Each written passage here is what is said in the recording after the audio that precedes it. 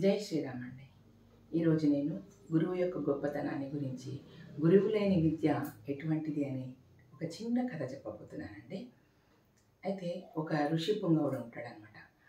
ఆ ఋషి పుంగవుడికి ఒక కొడుకు ఉంటాడు.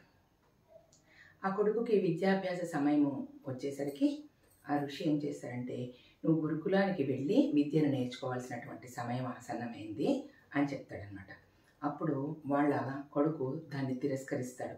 నేను ఏ గురుకులానికి వెళ్ళను, ఎక్కడ కూడా నేను విద్య నేర్చుకోను. నేను ఒకటేసారి విద్యను నాకు మొత్తం కూడా నాకు విద్య మొత్తం ఒకటేసారి వచ్చేటటువంటి ఉపాయం ఏమన్నా ఉంటే చెప్పమని తండ్రిని అడుగుతాడు. అప్పుడు ఈ ఋషి పుంగవుడు ఏమంటాడంటే, ఇట్లా చేయడం నా వల్ల అయితే కాదు, నువ్వు గురుకులానికి వెళ్ళి కంపల్సరీ నేర్చుకోవాల్సిందే అని చెప్తాడు. అప్పుడు ఈ పిల్లాడు ఏం చేస్తాడంటే, సరే నేను నారాయణుణ్ణి తపస్సు చేసి నారాయణ ద్వారా ఈ అనుగ్రహాన్ని పొందుతానని చెప్పి ఘోరమైన తపస్సు చేసి నారాయణ ద్వారా సకల విద్యలు నాకు ప్రాప్తిగా కలిగేటట్టు వరమివ్వమని అడుగుతాడనమాట. నారాయణుడు వెంటనే నీకు సకల విద్యలు ప్రాప్తిగా అని కలుగుతాయని వరం ఇస్తాడనమాట. ఈ వరము పొందినటువంటి ఈ అబ్బాయి సకల విద్యలను పొందగలుగుతాడు. తర్వాత అదేవిధంగా దాన్ని ఆచరణలో పెట్టడం కానీ, దాన్ని ఎవరికన్నా పంచడం కానీ, దాన్ని ఏ విధంగాలో ఉపయోగించాలని ఇవన్నీ కూడా అబ్బాయి దగ్గర తెలియదు. సో ఇతను ఈ విధంగానే పెద్దగా అవుతాడనమాట. పెద్దగా అయిన తర్వాత ఒక రాజకుమార్తెను ఇతను ఇష్టపడతాడు. ఇష్టపడి ఆ రాజకుమార్తె దగ్గరికి స్వయంవరానికి వెళ్తాడనమాట. వెళ్ళి ఆ రాజకుమార్తెను నేను నిన్ను పెళ్లి చేసుకోవాలనుకుంటున్నాను, నేను ఈ విధంగా సకల విద్యా పారంగతుణ్ణి అని చెప్తాడనమాట.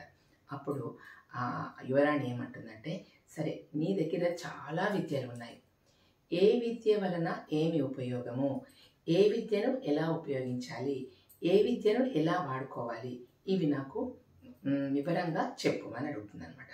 చెప్పేసరికి ఇతనికి దేని గురించి కూడా తెలియదు, దేని గురించి కూడా అవగాహన లేదు. అన్ని విద్యలు తనకు వచ్చు, కానీ దాన్ని ఏ విధంగా ఉపయోగించాలి, ఏ విధంగా పంచాలి, దాని యొక్క సారాంశం ఏంటి, ఇవి కూడా అతనికి తెలియదు. అప్పుడు ఆ యువరాణి, నువ్వు సకల విద్యా పారంగతుడు అయినా కూడా దాని వలన వచ్చేటటువంటి ప్రయోజనము నీ దగ్గర ఏమీ లేదు, నువ్వు ఎవరికి కూడా దీన్ని పంచలేకపోతున్నావు, కాబట్టి నేను నిన్ను చేసుకోను అని చెప్తుందనమాట. అప్పుడు తండ్రి దగ్గరికి వచ్చినటువంటి ఈ ఇతను చాలా బాధపడతాడు. నేను చిన్నప్పుడే నీ మాట వినేది ఉంటే చాలా మంచిగా ఉండేది. విద్య నేర్చుకోవడానికి ఒక గురువు అనేది కంపల్సరీ ఉండాలి. ఆ గురువు ద్వారానే మనము అన్నీ అవగతం చేసుకోగలుగుతాము, మనం అభివృద్ధి చెందగలుగుతాము. దేన్ని ఏ విధంగా ఉపయోగించాలి, జీవితంలో ఎలా ఉండాలి, ఎటువంటి సమయంలో ఏ విధంగా రియాక్ట్ అవ్వాలి, అవన్నీ కూడా కేవలం గురువు దగ్గరే నేర్చుకోగలుగుతాము అని చెప్పి చాలా బాధపడి, నాకున్నటువంటి ఈ సకల విద్యలను వెళ్ళిపోయేటట్టు, మళ్ళీ నేను మామూలు మనిషిని అయినట్టు నాకు ఈ వరాన్ని ప్రసాదించమని తండ్రిని ప్రాధేయపడతాడు. అప్పుడు తండ్రి చెప్తాడనమాట, ఏకలవ్యుడంతటి వాడే గురువు లేకుండా విద్యాభ్యాసం చేస్తే అది ఏమాత్రం కూడా తనకి పనికిరాదనే ఉద్దేశంతో మట్టి విగ్రహంతో గురువుని చేసుకొని విద్యాభ్యాసం చేశాడు. ఇక మనమెంత చెప్పు, ఇప్పుడు ఏం చేయాలా, ఇప్పుడు నీ దగ్గర ఉన్నటువంటి విద్యలన్నింటినీ కూడా నువ్వు వాటిని నశించిపోయేటట్టయితే నా తపశ్శక్తితోటి నేను ఆ విధంగా చేయగలుగుతానని చెప్పి అన్ని విద్యలు కూడా నశించిపోయేటట్టు అతను చేస్తాడనమాట. తర్వాత అప్పుడు అతను మళ్ళీ గురుకులానికి వెళ్ళి ఆ వయసులో తను ఫస్ట్ నుంచి కూడా విద్యను అభ్యసించడం మొదలు పెడతాడు. దీని ద్వారా మనం ఏం తెలుసుకుంటున్నాము, గురువు దగ్గర విద్య నేర్చుకోవడం అనేది, గురువు దగ్గర చదువుకోవడం అనేది ఎటువంటి పరిస్థితుల్లో కూడా అది మంచిది. నేనే గొప్పవాడిని, నాకే ఉండవచ్చు, నేనే ఇట్లా అని చెప్పి ఆ విధంగా ఒక విధమైనటువంటి గర్వం అనేది మనుషులకి ఉండకూడదు.